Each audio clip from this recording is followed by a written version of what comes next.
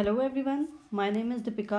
आज हम यूपीएससी सी सेट 2020 का पार्ट 1 करने वाले हैं। तो चलिए स्टार्ट करते हैं। अब यहाँ हमें बोला गया है let x y z be a 3 digit number where x plus y plus z is not a multiple of 3, then x y z plus y z x plus z x y is not divisible bye.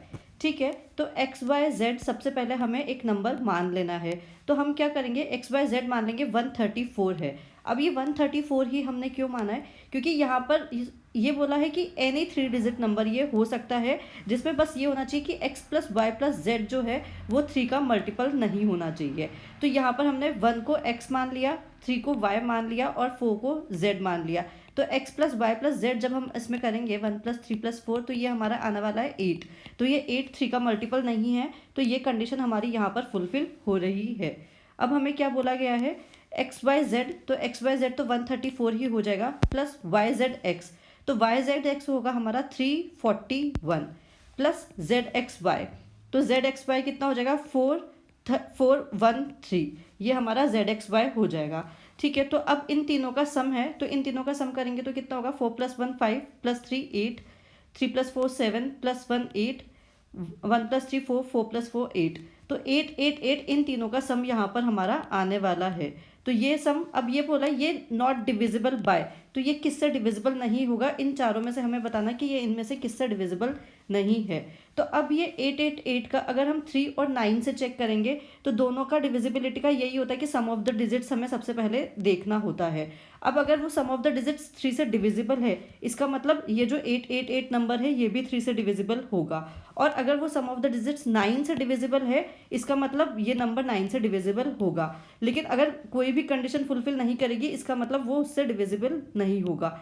तो सबसे पहले 888 का सम of the digits करके देख लेते हैं। तो 8 into 3 times 8 आ रहा है यहाँ पर, तो सम ऑफ द डिजिट्स कितना हो जाएगा इसका 24 इसका सम ऑफ द डिजिट्स आने वाला है। अब ये 24 जो है ये 3 से डिविजिबल है, लेकिन ये 9 से डिविजिबल नहीं है। तो इसका मतलब ये नंबर 3 से तो डिविजिबल होगा, क्योंकि तो 3 इसका आंसर नहीं होगा, लेकिन 9 से ये नंबर डिविजिबल नहीं होगा, तो इसलिए बी ही इसका आंसर यहाँ पर आएगा। 9 से ये क्योंकि 9 से ये सम ऑफ द डिजिट्स डिविजिबल नहीं है, इसलिए बी ही इसका आंसर यहाँ पर होगा। ठीक है, आगे चलते हैं।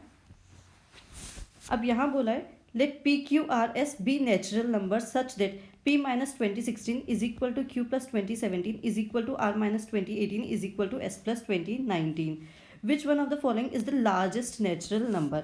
अब हमें एक ये रिलेशनशिप दे दिया है पी क्यू आर एस में, और हमें पूछा है कि इनमें से लार्जेस्ट नंबर कौन सा होगा। तो इन्हें हम इक्वल्स टू टी कंसिडर कर लेंगे। टी क्यों माना है, ताकि इन सबको एक कॉमन ग्राउंड के बेसिस पे हम कंपेयर कर सकें। तो P इज इक्वल टू कितना आ जाएगा, अब ये 2016 यहाँ पर माइनस का है, तो जब ये इधर जाएगा T का तो ये हो जाएगा T प्लस 2016, तो P इज इक्वल टू यहाँ से हमारा आ जाएगा T प्लस 2016। इसी तरह से Q करेंगे तो वो होगा T माइनस 2017। अब यहाँ 2017 प्लस का है तो ये इस तरफ जाकर माइनस का हो जाएगा। इसी तरह से R is equal to T plus 2018 हो जाएगा, और S इज इक्वल टू हमारा आ जाएगा T माइनस 2019। तो ये इस तरह से हमने चारों को T की टर्म्स में यहाँ पर ले लिया है। अब अगर हम देखेंगे तो Q और S में जो है हमें T में से माइनस करने पर Q और S मिल रहे हैं, तो ये दोनों, इसका मतलब ये हुआ कि ये दोनों तो छोटे हैं T से। लेकिन P और R की अगर हम बात करेंगे तो P के लिए हमें T में 2016 को ऐड करना पड़ रहा है, और R के लिए हमें T में 2018 को ऐड करना पड़ रहा है। तो बड़ा नंबर किस में ऐड कर रहे हैं, R के लिए बड़ा नंबर हमें ऐड करना पड़ रहा है, इसका मतलब R ही यहाँ पर सबसे लार्जेस्ट होने वाला है, तो C इसका आंसर यहाँ पर आएगा। ठीक है, आगे चलते हैं। अब यहाँ बोला है how many 5 digits prime number can be obtained by using all the digits 1 2 3 4 5 without repetition of digits. तो सबसे पहले तो प्राइम नंबर हमें देखना है कि कितने प्राइम नंबर्स बन सकते हैं 1 2 3 4 और 5 इन डिजिट्स को यूज़ करते हुए, और 5 डिजिट का ही वो प्राइम नंबर होना चाहिए, तो मतलब सारी ही डिजिट्स उसमें यूज़ होनी चाहिए। तो अब प्राइम नंबर हमने पहले भी देखा हुआ है, ये वाला क्वेश्चन। प्राइम नंबर कौन सा होता है, ऐसा नंबर जो या तो खुद से या 1 से डिविजिबल हो, जैसे कि 2 3 5 7 11 13 17, इस तरह से इनफाइनाइट तक चले जाएंगे, तो वो सारे नंबर जो सिर्फ खुद से या फिर 1 से ही डिविजिबल हों, उसके अलावा उनका कोई और फैक्टर नहीं होना चाहिए, तो वही नंबर्स प्राइम नंबर होते हैं। तो सबसे पहले तो हम क्या करेंगे, इनका सम ऑफ द डिजिट्स निकाल लेंगे, 1 + 2 + 3 + 4 + 5। तो जब ये सम ऑफ द डिजिट्स करेंगे हम, तो ये हमारा आने वाला है 3 + 3 6, 6 + 4 10, 10 + 5 15। तो ये सम ऑफ द डिजिट्स हमें मिलने वाला है 15। अब ये 15 3 से डिविजिबल है, इसका मतलब इन डिजिट्स को किसी भी ऑर्डर में अरेंज कर लेंगे तब भी उनका एक फैक्टर 3 तो आने वाला है ही, क्योंकि किसी भी ऑर्डर में अरेंज करके कोई भी नंबर बना ले, वो नंबर हमेशा 3 से डिविजिबल रहेगा। तो इसलिए वो कभी भी हम इन डिजिट्स को यूज़ करके कोई प्राइम नंबर हम नहीं बना पाएंगे। तो A0 ही इसका आंसर यहाँ पर आएगा। ठीक है, आगे चलते हैं। अब यहाँ हमें ये एक सम दिया हुआ है और इसमें ये एक सिंबल दिया हुआ है, तो हमें ये देखना है कि ये सिंबल क्या होगा। तो इन ऑप्शंस में से, तो ऑप्शंस के थ्रू ही इसे चेक कर लेते हैं।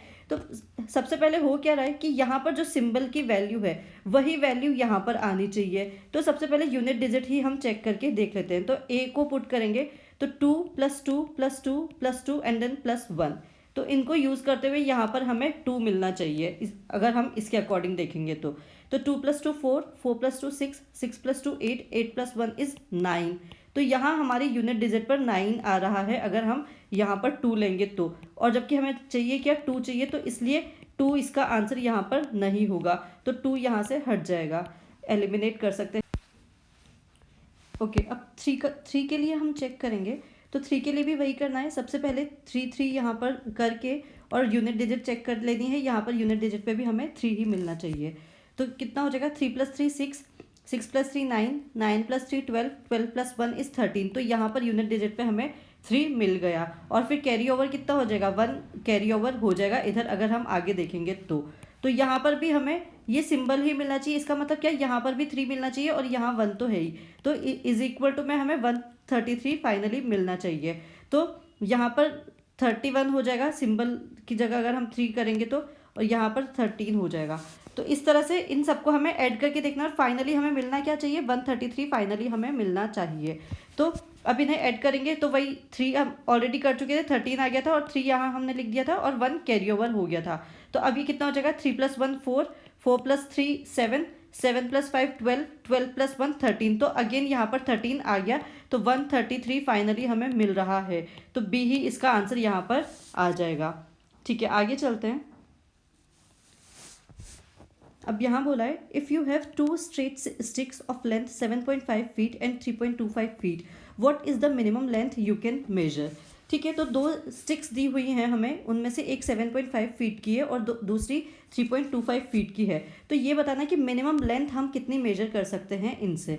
तो मिनिमम लेंथ वही होगी, मेजर कर पाएंगे जो इन दोनों का HCF होगा। तो 3.25 और 7.5 का HCF हमें यहाँ पर निकालना होगा। तो सबसे पहले क्या करेंगे, इसे फ्रैक्शन में कन्वर्ट कर लेंगे। तो फ्रैक्शन में कन्वर्ट करने के लिए डिवाइडेड बाय 10 और डिवाइडेड बाय 100 यहाँ पर हो जाएगा। ऐसा क्यों किया, क्योंकि पॉइंट के बाद जितने नंबर्स होते हैं उतने ही जीरोस हम लगा देते हैं फ्रैक्शन में कन्वर्ट करने के लिए। अब जब इसे हम कैंसिल करेंगे तो ये 5 से कैंसिल हो जाएगा 15 टाइम्स, और ये 2 टाइम्स, और ये 25 से कैंसिल हो जाएगा, तो ये 25 से 13 टाइम कैंसिल होगा, और ये 4 टाइम्स कैंसिल हो जाएगा। तो क्या क्या मिल गया हमें, 15/2 और 13/4 ये दोनों मिल गए हैं, और इनका HCF हमें निकालना है।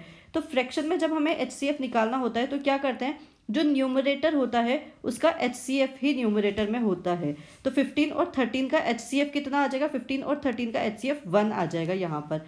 और डिनोमिनेटर में क्या लिखते हैं, डिनोमिनेटर में जो ये डिनोमिनेटर्स होते हैं इनका LCM आता है। तो 2 और 4 का जब LCM हम निकालेंगे तो वो हमें यहाँ पर 4 आ जाएगा। इसके बाद में हम जब ये सीरीज़ हो जाएगी उसके बाद में हम HCF और LCM वाली ही सीरीज़ लेंगे, तो तब हम पूरा डिस्कस करेंगे कि किस तरह से HCF और LCM निकाले जाते हैं और उनका यूज़ क्या होता है।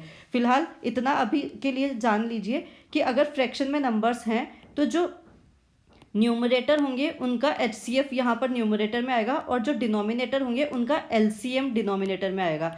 डिनोमिनेटर में LCM और न्यूमरेटर में HCF निकालने के लिए हम ये कर रहे हैं। तो इतना अभी के लिए याद रखना ज़रूरी है।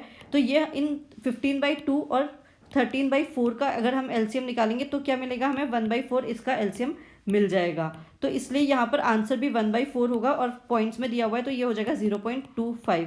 तो बी इसका आंसर यहाँ से आ जाएगा। ठीक है, आगे चलते हैं। अब यहाँ एक सीरीज दी है, a simple mathematical operation in each number of the sequence 50, 14, 18, 20, 24, 30, 32 result in a sequence with respect to prime numbers. तो ये एक प्राइम नंबर्स की सीक्वेंस में रिजल्ट हो रही है, ये वाली sequence. Which one of the following is the next number in the sequence.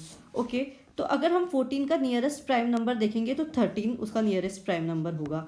Then 13 के बाद नेक्स्ट प्राइम नंबर होगा 17, 17 के बाद 20, 20 के बाद 23, सॉरी 19 के बाद 23, 23 के बाद हमारा आएगा 29, 29 के बाद होगा 31 और 31 के बाद होने वाला है 37।